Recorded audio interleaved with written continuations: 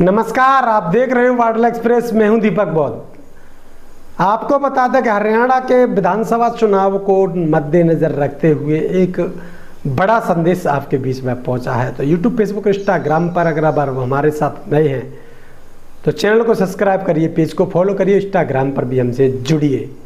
तो बने रहिए हमारे साथ। इस खबर में एक बड़े गठबंधन की बात हम आपको बताने जा रहे हैं कि बसपा सुप्रीमो बहन मायावती जी के लखनऊ आवास पर पहुंचे हैं अभय सिंह चौटाला, जो कि इनेलो के राष्ट्रीय महासचिव हैं।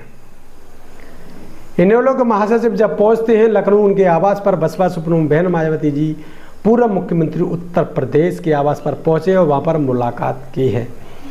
अब उन्होंने एक ट्वीट किया है और ट्विटर पर उन्होंने कहा क्या है।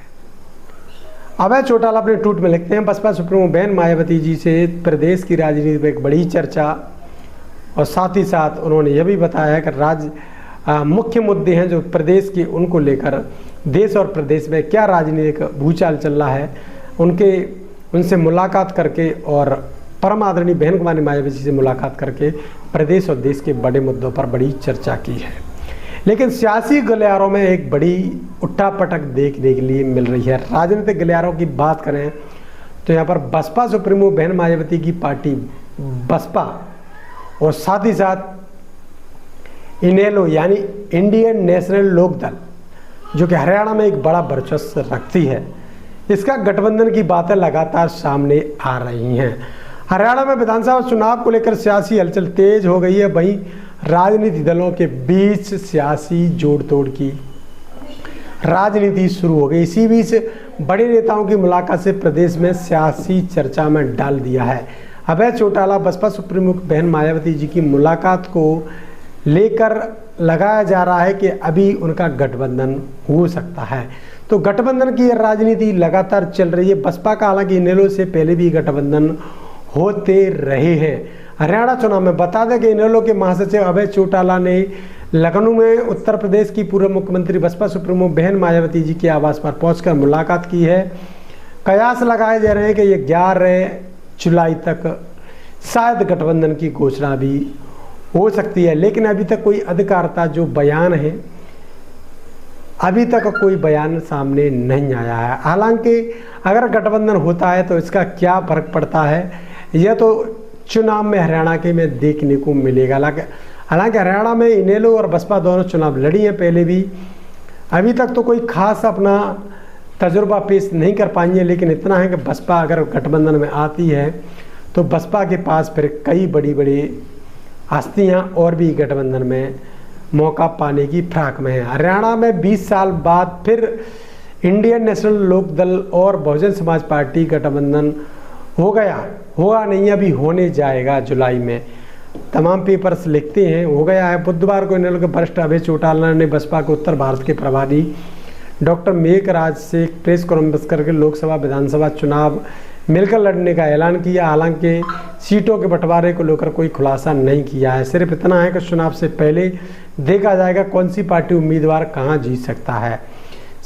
सीएम, डिप्टी सीएम के पद पर ही दोनों मिलकर तय करेंगे। अभय ने कहा है यह बहन भाई के रक्षाबंधन जैसा गठबंधन है। हरियाणा कांग्रेस से मुक्त हो चुका है, यह गठबंधन प्रदेश के भाजपा मुक्त करेगा। अभय मेघराज ने बताया है कि अभी दोनों पार्टियां कार्यकर्ता संयुक्त रूप में संघर्ष करेंगे, दलित, पिछड़ा और किसानों के हित की बात करेंगे। और 1 मई को इनेलो के जेल भरो आंदोलन भी हो गया है और इनेलो भाजपा पर निशाना साधा है कि वो लगातार तीसरे मोर्चे की अगर पहल हुई तो तीसरा मोर्चा हरियाणा में एक बड़ा धमाल मचा सकता है। उन्होंने कहा कि बसपा सुप्रीमो बहन मायावती जी की अगुवाई में गठन की शुरुआत हरियाणा से हो गई थी। 1987 में देश के कांग्रेस मुक्त बनाने की मुहिम इसी राय से चौधरी देवीलाल की अगुवाई में हुई थी। 1989 में लोकसभा चुनाव में विश्वनाथ प्रताप सिंह की अगुवाई में विपक्षी दलों ने एकजुट किया गया। इसी इतिहास को दोहराते हुए फिर से हरियाणा में बदलाव की नींव रखी। 2019 में केंद्र में मायावती के नेतृत्व में गैर कांग्रेसी भाजपा की सरकार बनाने का प्रयास भी किया गया।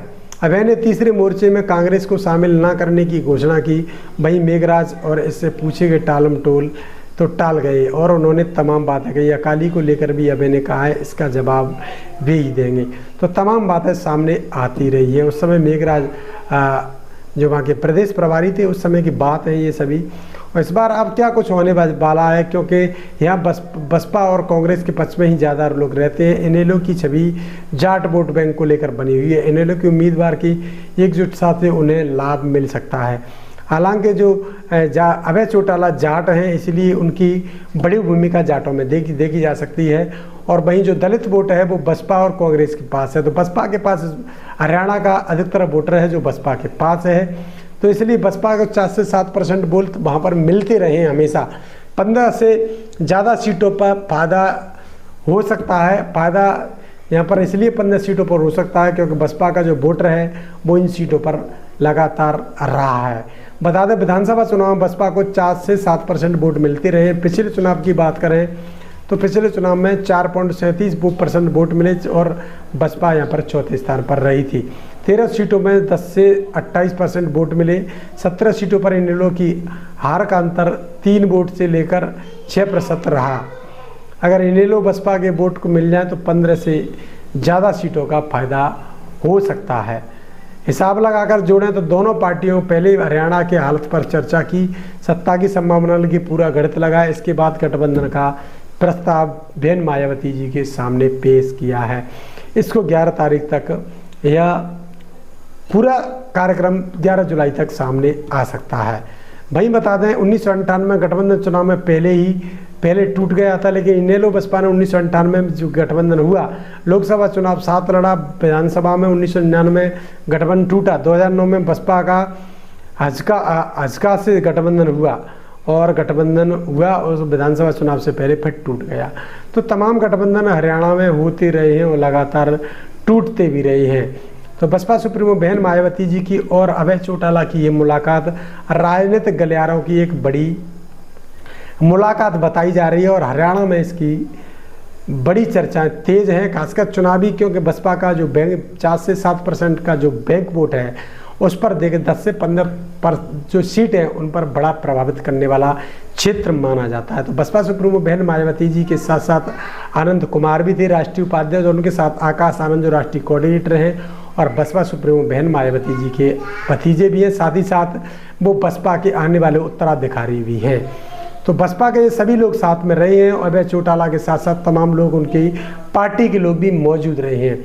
तो 2024 में जो विधानसभा का चुनाव होने जा रहा है हरियाणा में, उस विधानसभा चुनाव की गलियारे में बड़ी तेज हलचल मची हुई है। बसपा सुप्रीमो बहन मायावती जी अभय चौटाला मिलते हैं तो 10 से 15 सीट लाते हैं तो कहीं ना कहीं भाजपा को बड़ा नुकसान होगा, क्योंकि कांग्रेस तो सत्ता से पहले से ही बाहर है। बसपा के जब गठबंधन हुए तब तक कांग्रेस सत्ता से बाहर हुई है।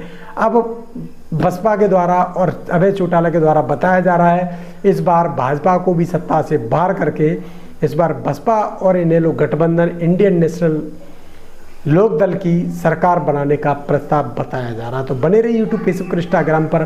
तो देखते रहिए वार्डल एक्सप्रेस। मैं हूं दीपक, बहुत बहुत धन्यवाद।